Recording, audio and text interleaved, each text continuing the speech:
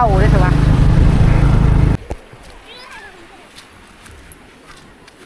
คันเอามาเป็นกระสอบก็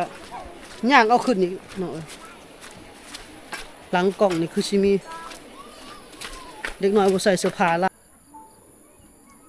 ว่าเฮือนเรานี่คือสิเปียกเนาะแท้นี่พี่น้อง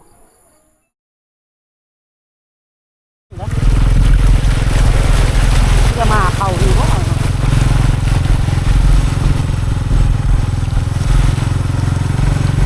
น้ำเต็มทางแล้วมันบ่เห็นเด้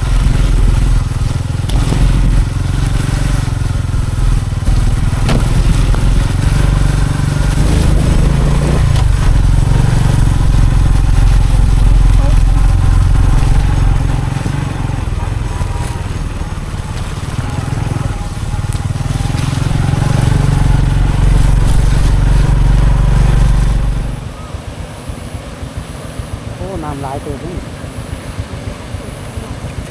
มันจะไปได้ฮะ จะไปได้บ้านนี้มึงไปได้อยู่เนาะสบายดีสบายดีสบายดีและสวัสดีเด้อพี่น้องของปลายบนสุขุสุคนมื้อนี้ไปเป็นสะพานบุญให้กับ FC ใจบุญทางภาคใต้พี่น้องครับเพิ่นฝากเงินมาให้บ่จอยไปซื้อข้าวเพิ่นให้ซื้อกระสอบนึงเลยพี่น้องแต่บ่จอยเอามาบ่ได้ก็ซื้อเป็นครึ่งกระสอบ25โลแล้วก็เงินเหลือแล้วก็มาซื้อมาม่าปลากระป๋องไปให้น้องควงอะไรพี่น้องเป็นสะพานบุญให้กับเงินใจบุญทางภาคใต้ให้กับน้องควงฝนตกหลายมือติดกันพี่น้องหากระยุดตกมื้อนี้น้ำกระลายโอ้ยานนี่เนาะหารถเฮานักอยู่เนาะเด้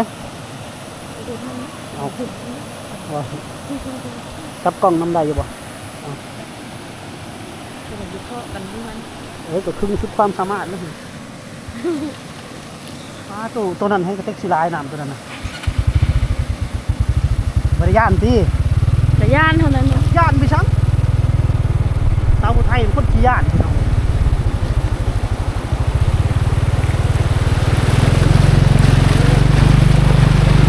มันไหลลงมาทีเดียวที่เสียวดิโอ้น้ำพัดเลยพี่น้อง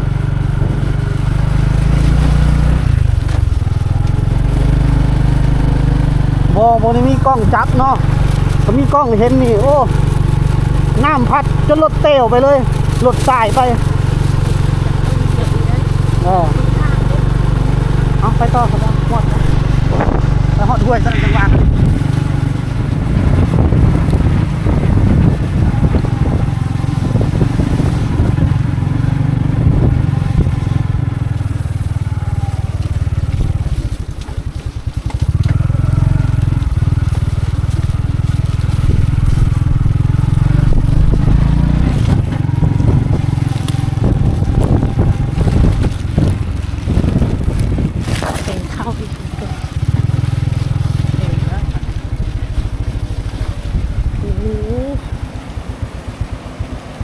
ตัวนี้น้ำจะแห้งเลยเพราะเป็นดีก็แห้งเลยปาติบนหูไปกันบ่ฮะ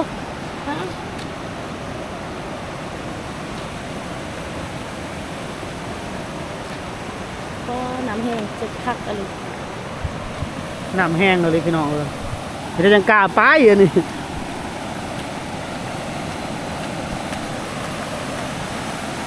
ขาเบิ่งเขาไปก่อนย่านอันตรายโพดแบบนี้เสียน้ำมันมี2แยกนี่พี่น้องเห็นบ่แยกนี่กับแยกนี่บ่อนี้มันจะแห้งกว่าหมู่เดี๋ยวถ่ารถคนอื่นมาก่อนเบิ่งเขาไปก่อนฉันกลัวแล้วอันนี้คนย่านน้ำพี่น้องสาวอุทัยเนาะคนย่านน้ำเวลาเราเห็นน้ำเราจะมีความย่านกว่าหมู่ถ้าเราบ่ย่านนี่บ่จ้อยกับบ่ย่านคือกัน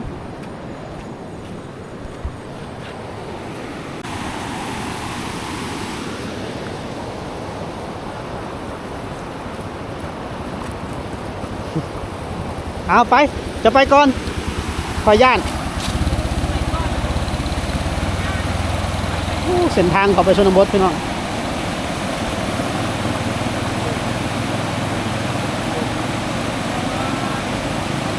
ได้อยู่ได้อยู่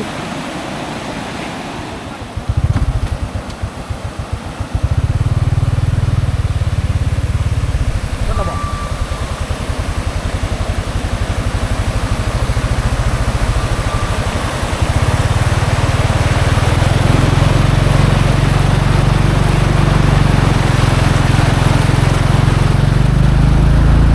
มันรถเต้าได้ใช่ไหม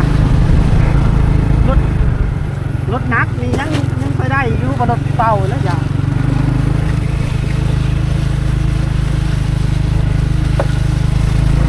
ขับเมื่อนั้นมันสลายบนนี้ที่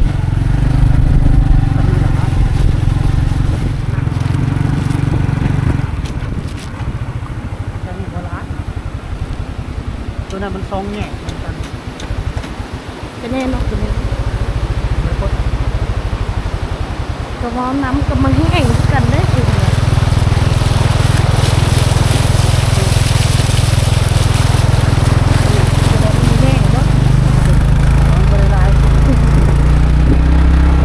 ต่ำห้วยจอเนาะห้วยหอม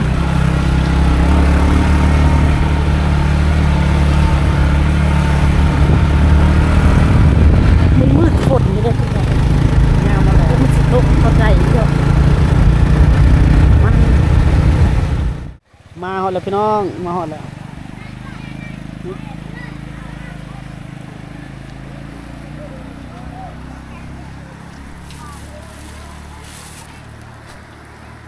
แค่ยังไงนะ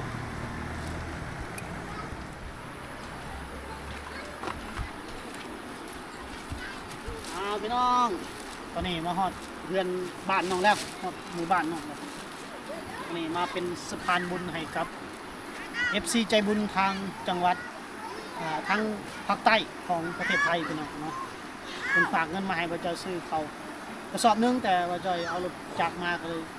เอาเป็นเครื่องกระสอบมาพี่น้องแล้วก็เอาเงินส่วนที่เหลือมาซื้อมาม่าปลากระป๋องมาหม้อพี่น้องคนตก2-3 มื้อน้ำทางก็มากก็หลายคือลงที่เดินพี่น้องโอ้สิได้แบกขึ้นไปให้น้องเราแล้วพี่น้องใช้หนังควงแต่ตัวเพิ่นอยู่ลุ่มอยู่พอดีมันสิได้แบกขึ้นเทิงบ่ได้พี่น้องครับ เอาย้ำมาพี่พระเจ้าเล็กน้อยเพิ่นนะมีแต่คนโป้เปื่อยบ่ดูเอาออกซะแต่หงอย่างแล้วมันจะแบกง่ายเข่าฮะได้เยอะมาเข้ามาสบายดี FC มาแน่ยกมือนกสบายดีเด้อของผู้ใหญ่ใจบุญสดเนาะบ่เป็นไรของผู้ใหญ่ใจบุญให้มาซอยเรือเจ้าเด้อเหมาะนั่นน่ะช่วงก็จะยากเลยเนาะเด็กน้อยยากบ้านนี่เขาเจ้าบ่ได้ใส่เสื้อผ้าเด็กน้อยพี่น้องผู้บ่ใส่ทรงผู้บ่ใส่เสื้อเวลาเขาคลิปแล้วมันจะถึกแบนถึกอย่างนั้นแถวนี้แม่นเบิดพี่น้องหลังกล้องข้างกล้องนี่แม่นเบิดไปเอาขึ้นเพื่อนเลยคือตัวนี้ขึ้นเพื่อนเจ้าเลยแขนกล้องไปได้ได้บัดนี้เด้มาเดี๋ยวไปต่ออีกตรงลงนะขึ้นเอามาเป็นกระสอบก็ย่างเอาขึ้นอีกเนาะหลังกล่องนี่คือสิมีเด็กน้อยบ่ใส่เสื้อผ้าหลาย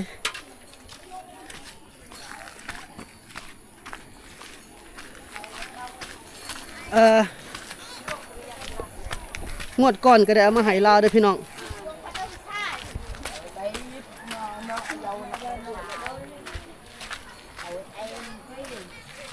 งวดก่อนนี่ก็ FC ใจบุญจาก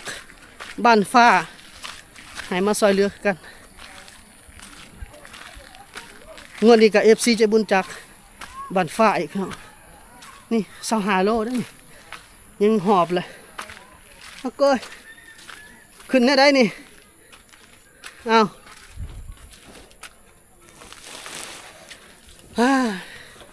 เมื่อยหนึง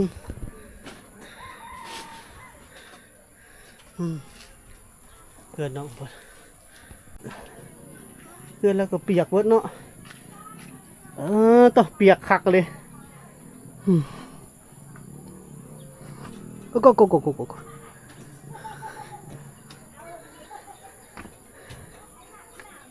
นี่นั่งอยู่นี่นั่งกลางคืน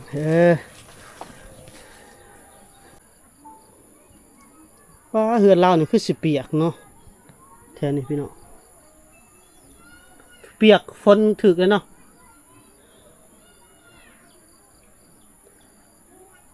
ทางเฮือนครัวนี่เปียกเบิดพี่น้องเอาพี่น้องอยากงานสะพานบุญของเฮามื้อนี้ส่งของมาฮอดเฮือนฮอดบ้านน้องควางเป็นที่เรียบร้อยพี่น้องได้ข้าว25 กิโลปลากระป๋องมาม่าเนาะพี่น้องฮอดเพิ่นเรียบร้อยดีใจบ่ดีใจฮะดีใจดีใจเห็นแม่ไปใช้มื้อนี้หาหน่อไม้เอาเจ้าคือบ่ไปอยู่กับน้องโอ้เอายกมือนบขอบคุณผู้ใจบุญบาดนี้ขอบคุณเอายกมือไหว้เว้านำอายเด้อ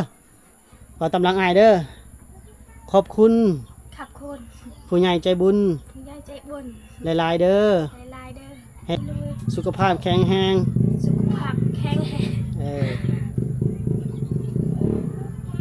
ถูกหวยรวยเบอร์เด้อถึกเลขถึกเบอร์เด้อวันนี้ให้เจริญเอามือลงได้แล้วนี่คือว่าภารกิจเราสำเร็จแล้วพี่น้องเนาะน้องเพิ่นค่อนข้างจะขี้อายอย่าอายเด้ออายมาถ่ายแล้วบ่ต้องอายเพราะว่าผู้ใหญ่ใจบุญเพิ่นเห็นหลายรู้ตนเฮาสงสารเฮาคนทุกข์คนยากข้าวขาดแรงแกงขาดหม้อเสื้อผ้าบ่มีเนาะความอยู่ความกินบ่พอนี่ก็คือน้ำใจจากผู้ใจบุญจากเมืองไทยพี่น้องบ่เคยแห้งน้ำใจจากพี่น้องจากเมืองไทยนี่เนาะช่วยเหลือคนลาวตลอดพี่น้องทำบ่เจ้าก็ต้องขอขอบคุณพี่เพิ่นหลายเด้อขอให้ร่ำให้รวยถูกหวยเลยเบอร์สุขภาพแข็งแรงเดินทางตลอดปลอดภัยเด้อ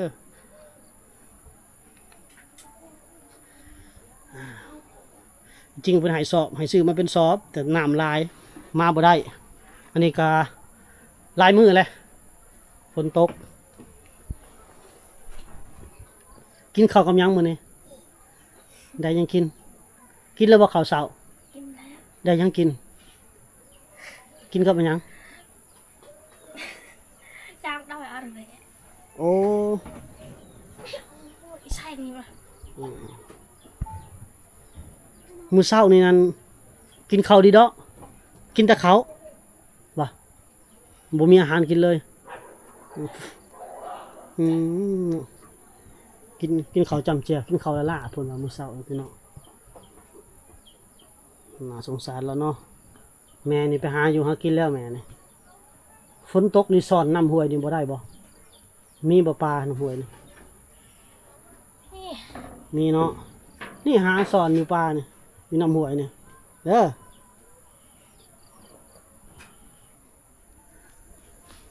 เขานี่ก็สิได้กินหลายมื้ออยู่เนาะถ้าได้เป็นสอบพุ่นแล้วจะกินเป็นเดือนงวดก่อนก็บ่จ่อย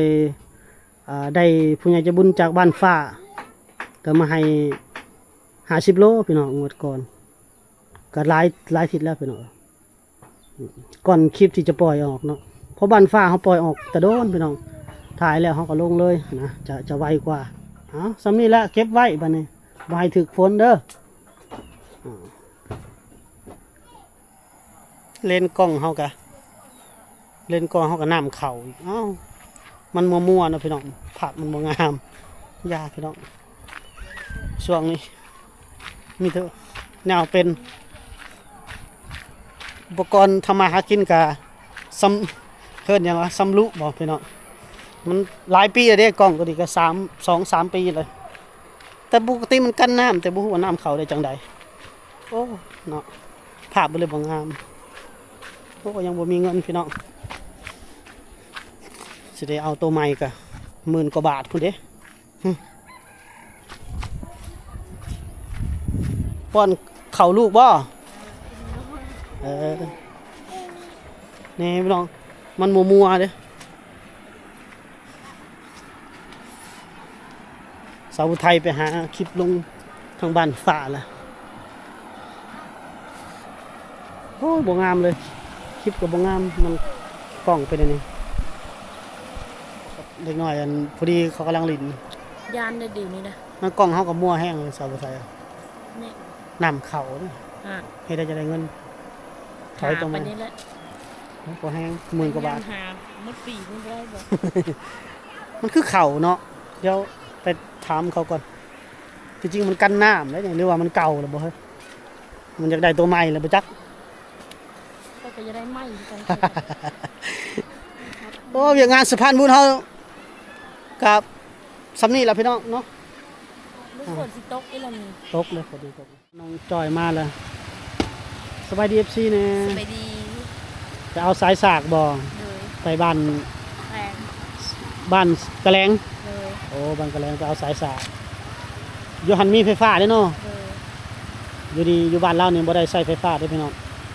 ก็เลยบ่มีสัญญาณโทรศัพท์บ่มีบ่อนสากแบตเนาะ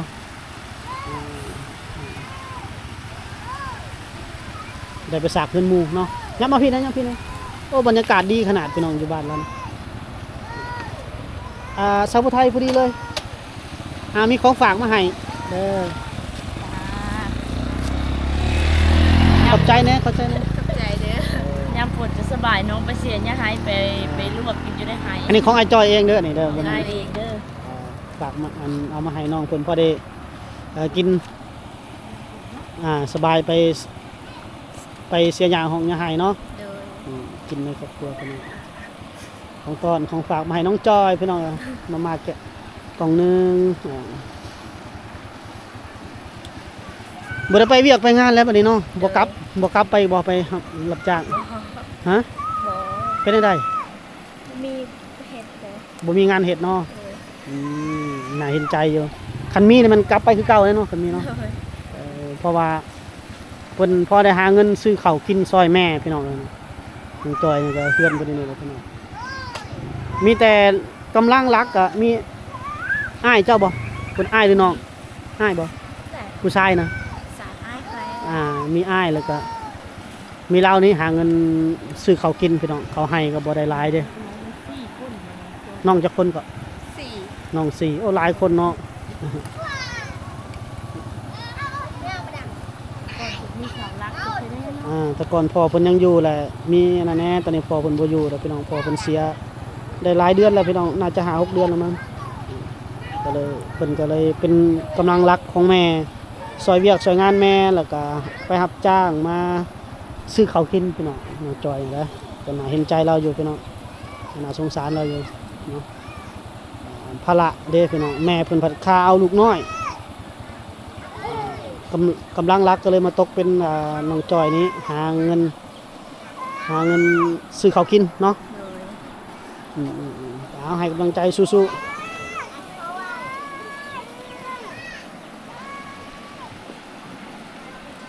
สำนี้แล้วสบายดี FC บ๊ายบาย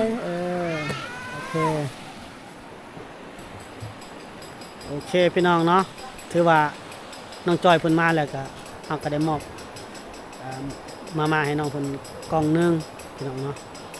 เป็นน้ำจิตน้ำใจจากบ่จอยเองพี่น้องเนาะยามมีก็ให้พี่น้องยามบ่ได้ก็บ่มีให้คือกันเนาะ